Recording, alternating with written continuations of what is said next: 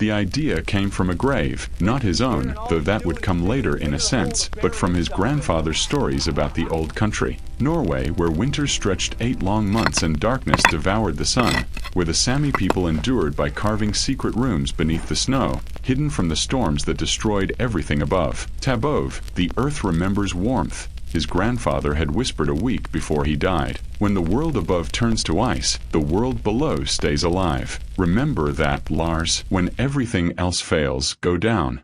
Lebov, down. Ars Hagen was 19 years old when those words saved his life. And not just his. Down his. Wisconsin, October 1891. This, 1891.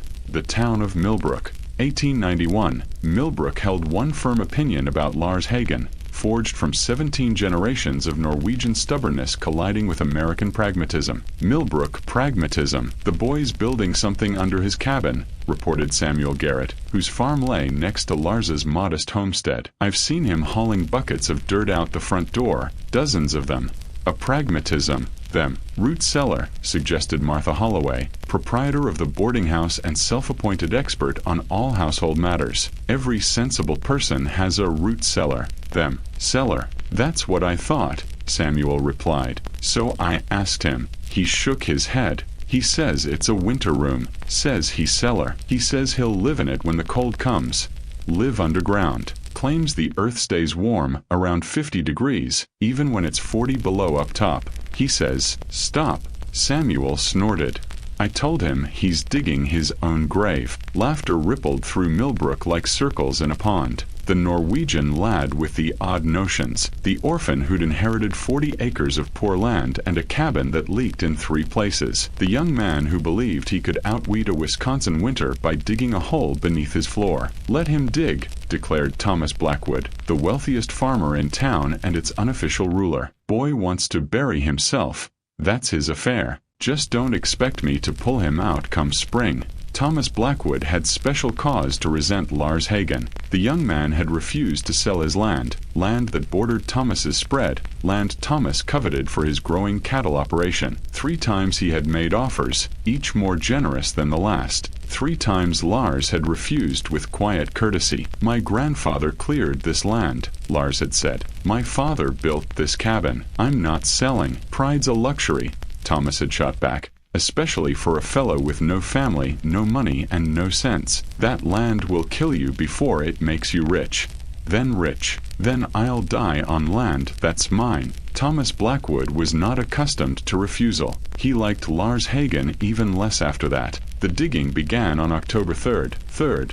Lars had planned it for months, sketching designs by candlelight, calculating measurements, and listing every material he would need. The underground room would measure 8 feet by 10, small, but sufficient for survival. It would sit 6 feet beneath the cabin floor, deep enough for the earth's steady warmth to defy even the fiercest cold. Brick walls, wooden stairs, a ventilation shaft disguised as a second chimney, and shelves to hold 3 months' worth of supplies. Above all, it would be invisible. That was the heart of the design. The trapdoor would be crafted from the same planks as the cabin floor, fitted so perfectly that no one would suspect its existence. No visible seams, no handles, only smooth boards concealing the refuge below. Why hide it? Asked his neighbor's daughter. Sarah Garrett was 15, bright-eyed and curious, and the only soul in Millbrook who did not consider Lars mad. If it works, she pressed, wouldn't you want everyone to know? If it works, Lars answered, I'll tell the whole world. But if people know now,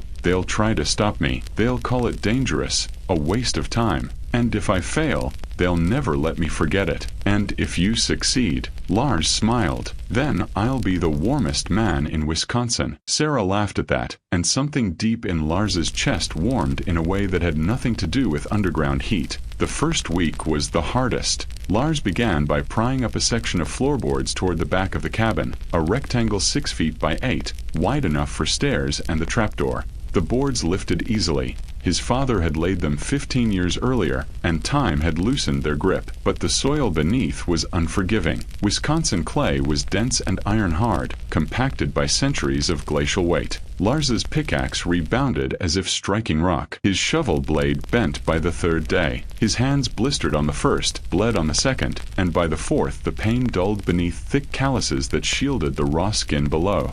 Swing, pry, scoop, and dump became his rhythm. Every day, for motions are repeated 1,000 times. He carried the buckets of dirt through the cabin and out the front door, emptying them onto an ever-growing pile. Odin, his shepherd mix dog, kept an eye on things from the untouched area of the floor. After being saved as a starving puppy from a collapsed barn, Odin had been Lars's friend for 3 years and had become used to his human strange endeavors. He was always close by and observed the excavation with patient curiosity, occasionally barking encouragement. During breaks, Lars would scratch behind Odin's ears and say, "Good boy. We're making progress." Odin pounded the floorboards with his tail. He recognized the bond, but he didn't understand the goal. That was sufficient. On the 12th day, Thomas Blackwood showed up. Instead of knocking, he just pushed open the cabin door and strode inside, stopping suddenly when he saw the enormous hole in the floor. "Oh my God," Thomas exhaled. "In reality, you're doing it. Excavating a tomb beneath your own home." Lars continued to work. "Mr. Blackwood, it's not a grave. It's a room for winter. I think it looks like a grave. You're about 6 feet deep." Thomas looked down into the pit as he circled the opening. Lars had grown to almost 5 feet. The walls were sheer and smooth clay. "When it collapses, what happens?" Thomas inquired. "When everything collapses while you're down there?" "I'm using brick to line it. Similar to a cellar or well. Brick is expensive. Money that you don't possess. I have been putting money aside. 3 years. 5. Thomas gave a headshake. "I gave you more than a fair price for this land, boy. You could take that money, relocate to a more civilized area, and start over. Rather, you are excavating a hole in your floor like a Norwegian," Lars said in a low voice. Thomas's face flushed. "I was going to act foolishly. For a millennium, Norwegians have constructed underground shelters.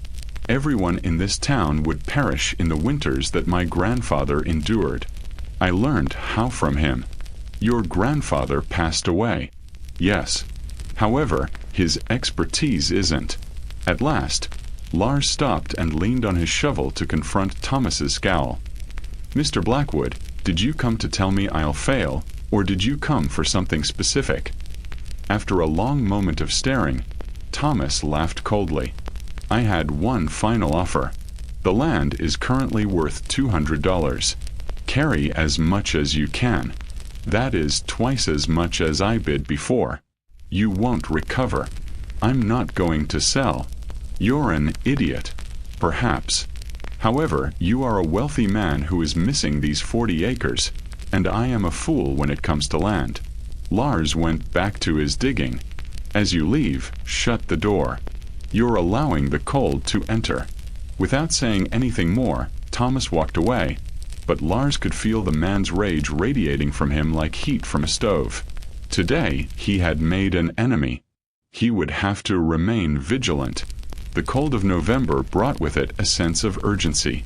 The excavation was completed, creating a rectangular pit that was 10 feet long, 8 feet wide, and 6 feet deep. The more difficult part was to transform an unfinished hole into a habitable space. After 3 arduous trips to the brickyard, Lars used his savings to purchase 400 bricks. He continued to mix mortar for another week, learning the ratios by making mistakes and ruining 2 batches before achieving the proper consistency. He was now standing at the bottom of the pit, placing bricks one by one. The process of choosing a brick, spreading mortar, setting it, tapping it level, checking the line, and repeating was meticulous and almost meditative. In Norway, his grandfather worked as a mason and constructed stone walls that lasted for 100 years. Lars didn't yet have that mastery, But he had patience and the journal his grandfather had left him, which was filled with drawings, guidelines, and enduring lessons about structures. His grandfather had written that the first row is the most crucial. The wall will be true if the foundation is. Nothing above can correct a crooked foundation. Lars's first row was flawless. When he looked back, he realized it was the right decision, even though it took 3 days longer than anticipated. With his head tilted over the pit and his tongue lolling in what Lars recognized as a canine grin, Odin observed from the edge above. "What are your thoughts, boy? Is it sufficiently straight?" Odin gave a single bark of approval. "I think it's good enough." Midway through November, Sarah Garrett started paying visits. She initially showed up with justifications, such as returning a borrowed tool, bringing food her mother had made, and asking how Odin was doing since he appeared to be lonely. She eventually stopped making excuses and just came to observe. One afternoon, while Lars was laying his 20th row at the edge of the pit, she remarked, "It's like watching a house grow upside down. Walls are falling rather than rising." Lars answered, "Everything is upside down underground. It works because of this. Keep the stove low because hot air rises. The earth prevents cold air from sinking from below." He positioned another brick, looked at it, and gave it a little shove. "You battle physics up in a typical cabin. Physics battles for you down here. My dad thinks you're insane." "And what are your thoughts?" Sarah thought about it. "I believe you to be the most intelligent person in Millbrook. Simply put, everyone else is too scared to try something new." Lars glanced up at her. This girl who was the only one who had taken him seriously, who never made fun of his beliefs, and who thought of him as more than a crazy orphan pursuing an absurd dream. "Thank you," he muttered. "That has great significance." Something silent and irreversible had changed between them, but Sarah blushed and quickly shifted the topic. Something that would be extremely important in the event that the world above collapsed. December 1st, 1891. The winter room was finished. Standing at the base of his construction, Lars surveyed what he had created. Straight, smooth brick walls that rose 6 feet to meet the wooden ceiling made from salvaged timber. A sturdy wooden staircase that led to a trapdoor that was hidden from view. Shelves lining each wall that were already filled with glass jars of dried meat, hardtack, preserved vegetables, and anything else that would last through the winter. No one would see the small iron stove in the corner unless they knew where to look because its pipe rose via a covert chimney. At 54 degrees, the temperature remained constant. It was 12 above and still plummeting outside. He had completed the task. He had really succeeded. He called to Odin, who was looking down from the cliff above. "Come on, boy. Visit your new winter residence." Dogs are cautious of stairs, subterranean areas, and strange smells, so Odin hesitated, but he had entire faith in Lars. With a relieved wag of his tail, he reached the bottom after carefully making his way down, one step at a time. "What are your thoughts?" After examining every shelf and sniffing every nook, Odin cuddled up on the blanket Lars had placed next to the stove. He was perfectly satisfied as he looked up. Lars settled next to him and murmured, "Yeah, I also believe so." On December 23rd, the blizzard hit. The strain behind Lars's eyes, the heaviness in the air, and the weird and restless animals had all been building for days. The capacity to perceive a storm before it arrives was known by the old farmers as blizzard sense. It had never let Lars down. He had inherited it from his grandfather. When Sarah came to visit on the 22nd, he assured her, "It's coming. Perhaps tomorrow or the day after." A poor one. How awful. "I'm going underground tonight and won't come up until it's over, which is bad enough." Sarah looked about the cabin. It was sufficiently warm and sturdy, with plenty of wood and a fireplace. "You'll be all right up here, I'm sure." "I could be. However, I would prefer to be sure." He hesitated. "Have a conversation with your family. Instruct them to get ready by filling the gaps, stocking wood, and adding water. This one will be." Sarah touched his arm. "We've made it through previous winters. We are aware of what to do." "I am aware." He trailed off, unable to articulate the anxiety he was experiencing, the certainty that something horrible was about to happen, and the worry that he couldn't keep everyone he cared about safe. Sarah whispered, "I'll be fine. Everyone will be all right. And I'll visit your underground fortress to see how you're doing after the storm." She gave him a short, almost unintentional kiss on the cheek before he could respond. After touching the area where her lips had touched, Lars started making the last arrangements. On December 23rd, the storm struck at midday. It didn't develop gradually. The sky was thick and dismal one moment, and then white anarchy broke out. A 60-mile-per-hour wind screamed from the north. The temperature dropped more quickly than any thermometer could record. When it started, Lars was already in the winter room. He felt the entire building tremble, heard something crack, a window, a board, something giving way above, and heard the wind hit the cabin like a hammer blow. He ascended the steps and raised the trapdoor by 1 inch. The front window had broken, and white was flowing in like floodwater as snow blew horizontally through the cabin. Even though he had left the fire burning, the temperature upstairs was already below freezing. He closed the trapdoor and went back below. He said to Odin, who had started barking at the sounds above, "Well, boy, it appears that we will be staying here for some time." Odin fell silent and leaned in close to Lars's legs. He was aware of protection, shelter, and the fact that his human had created a means of survival. For 5 days, the storm raged. The wind never stopped, the snow never stopped, and the cold could kill anything exposed in a matter of minutes. Lars heard distant sounds of buildings collapsing, trees crashing in the forest, and noises he was unwilling to identify. He stayed below, read by lamplight, rationed supplies, kept the stove low, and made an effort to avoid thinking about the world above. He heard beating on the 3rd day, human fists hammering overhead, not the wind. As he ascended the stairs and put his ear to the trapdoor, he heard a weak, frantic voice that was almost drowned out by the howl. "Are you there, Lars? Lars?" "Sarah." The frigid wind and snow smashed against him as he threw open the trapdoor. Coated in white and trembling so violently that she could hardly talk, Sarah half fell through. "Close it," Lars yelled. "Odin, get moving." After dragging her downstairs, he slammed the door. In those few seconds, a little layer of snow had fallen onto the steps, but they were sealed once again. Secure. "Look at me, Sarah." He took hold of her shoulders and made her look at him. "What took place?" She spoke in broken shivers, her lips blue. "The house fell apart. Too much snow on the roof. Father, you're stuck. Mother, the kids. Where are they?" To find shelter, I ran ahead. The trapdoor trembled beneath new pounding. More than one person now, before Lars could respond. Climbing back up, he flung it open and saw Samuel Garrett in the whirling white, holding 2 young children and his wife with a 3rd. Samuel replied, his voice scarcely audible above the wind. "Please, please, there is nowhere. Enter right now. Everyone is inside." 1 man and a dog had been accommodated in the winter room. 9 individuals were in the winter room by midnight on the 3rd day.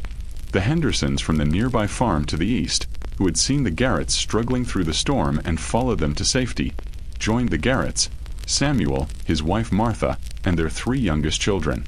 Since coming, Lars, Odin, and Sarah had been at his side. A room designed for 1 guy and a dog was packed with 9 people. They sat side by side, slept in shifts, and shared meals that were only meant for 1 person. The temperature remained constant at 52 degrees, but the air became heavier in spite of the ventilation shaft, and the walls felt closer every hour. It was 40 degrees below zero outside. If anyone could have measured it, the wind chill was close to 70 degrees below. It was a brutal cold that killed people in less than an hour and froze flesh in minutes. 9 people managed to survive within Lars's secret room. While the others slept on the 4th night, Samuel had a quiet conversation with Lars in the corner. He questioned, How did you know? How did you figure out how to construct this? My grandfather, Lars replied. He endured harsher winters in Norway than this one. He showed me that even when the air tries to kill you, the soil remains warm. Samuel's voice broke as he said, I called you crazy. I made fun of you. You were digging your own grave. You told the entire community. I recall. I apologize. I'm very sorry. My kids were saved by you. We were all saved by you. You were unaware, Lars said. No one did. He gazed at the little stove that had prevented the end of the world, the brick walls and the packed shelves. In all honesty, neither did I. I merely hoped. Samuel wiped his eyes and muttered, Hope doesn't lay bricks. Hope doesn't fill shelves or dig chambers. This is what you did. My children will survive because of you. Lars just nodded and let the quiet respond because he was at a loss for words. On December 28th, the storm finally started. Lars was the first to ascend the steps, open the trapdoor, and enter a transformed world. In some spots, the snow had drifted 20 feet high. His cabin was partially destroyed. The fireplace was hidden beneath a mound of white, the windows were gone, and the roof had partially collapsed. However, the trapdoor had remained unobstructed, saved by an odd combination of design and wind that he would never fully comprehend but would always be grateful for. The air was still 15 degrees below, and the sun shone brightly in an unfathomably azure sky. One by one, he assisted the others, starting with the kids who were blinking in the light, then the adults, and lastly Sarah, who grasped his hand as she came out and refused to let go. She declared, It's over. Lars looked at the buried area that would take weeks to unearth and said, Yeah, it's finished. However, it wasn't really over. It was just getting started. 23 people were killed, 14 buildings had collapsed, and livestock losses would bankrupt half of the county's farmers. The town of Millbrook lay in ruins. Millbrook had taken the full brunt of the worst blizzard Wisconsin has ever experienced. The biggest and strongest house in town, owned by Thomas Blackwood, was still standing, but his barns had collapsed, taking 40 livestock with them. His attitude was worse, and his losses were devastating. When he saw Lars assisting with cleanup, he growled, You and your hole underground. You reportedly concealed 9 people while the rest of us were on the verge of death. You're correct. Why didn't you alert the community? Why didn't you force us to pay attention? I informed Sarah, Lars responded composedly. I requested that she inform everyone. Sarah, Garrett. A girl's statement goes against common sense. Thomas moved in closer, his face flushed with embarrassment, anguish, and anger. You need to have visited the city on your own. Made us listen to you. Rather, you simply hid and allowed us to suffer. Lars retorted, No one wanted my help. Mr. Blackwood, you labeled me crazy. Claimed that I was excavating my own grave. Everyone chuckled. You're upset that I didn't protect you from a storm that you didn't prepare for. Samuel Garrett moved in between them as Thomas lifted his hand, but no one would ever know if he was going to strike or point. Enough, Thomas. Sam, stay out of this. No. Unlike the frantic man who had pleaded for refuge days earlier, Samuel's voice was firm and steady. My family was saved by this young man. The Hendersons were saved. Even after we made fun of him, he offered refuge to anyone in need. We are all accountable for the deaths in this town because we were too arrogant and stupid to listen to someone who knew better. Thomas looked at Lars, then at Samuel, and last at the assembled throng. Finally, he mumbled, This isn't over. Samuel said, Yes, it is. Thomas, go home. Put your deceased to rest. Perhaps you will pay attention the next time a young man tries to teach you something.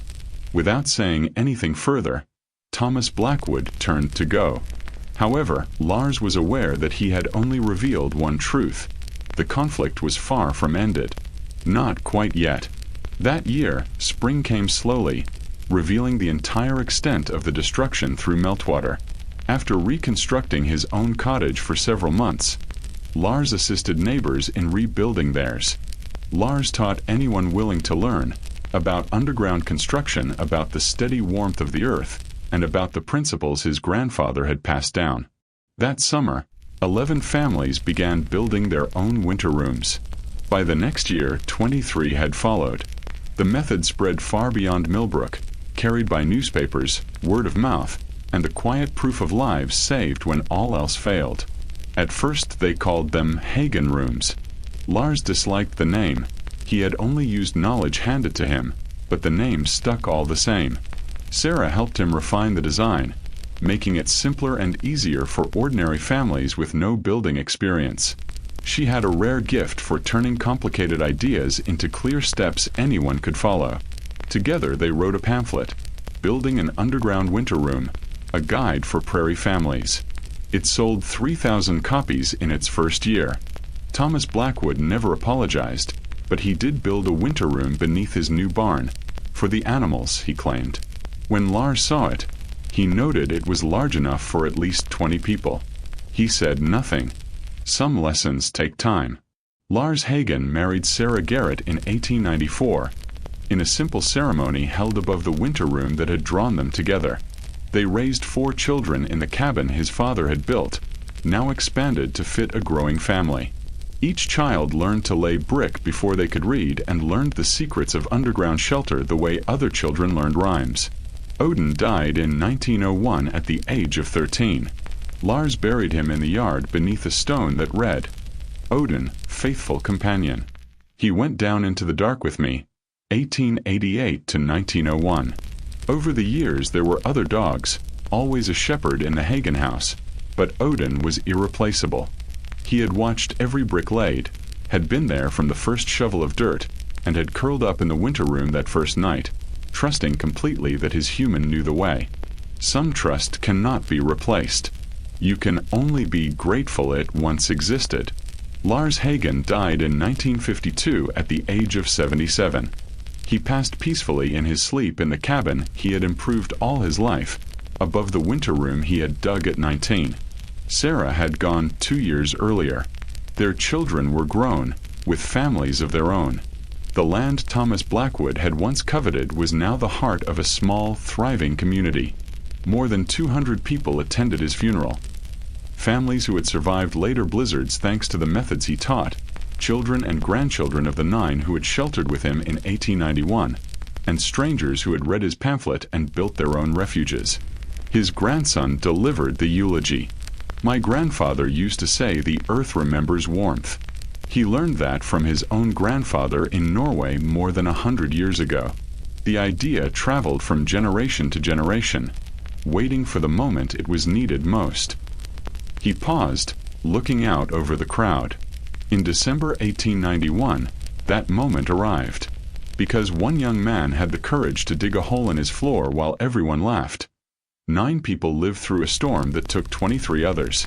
Because he was willing to look foolish, to be mocked, to be called crazy, because he trusted old knowledge, he saved lives. And then he spent the rest of his days teaching others to do the same. The grandson placed a hand on the casket. The earth remembers warmth. And so do we. The winter room still stands today. The cabin above it has been rebuilt twice and modernized with electricity, plumbing, and every comfort of the present age. Yet the original trapdoor remains, the same boards Lars laid in 1891, fitted so perfectly you would never know they were there unless someone showed you. Visitors come from time to time to stand in a room where 9 people outlasted the worst blizzard in Wisconsin history, to touch the brick walls a young man laid one by lamplight while his neighbors called him mad. Most leave with fresh respect for the ingenuity of the past. Some leave with sketches and plans of their own. The epitaph on Lars's grave is simple. Lars Hagen, 1875 to 1952. He dug down when others built up and found warmth in the earth. Sarah lies beside him. Sarah Garrett Hagen, 1876 to 1950. She believed first. Between them stands Odin's small stone. Odin. He went down into the dark. Every winter, when snow falls, wind howls, and the cold turns deadly, the winter room holds steady at 54 degrees, give or take, just as it did the day Lars first descended the stairs and knew he had built something that would endure. The earth remembers warmth. And so do we. That was the complete story. If you enjoyed it, please subscribe to the channel and hit the bell icon so you don't miss the next stories. We'll meet again on Hill Destiny with another tale. Take care.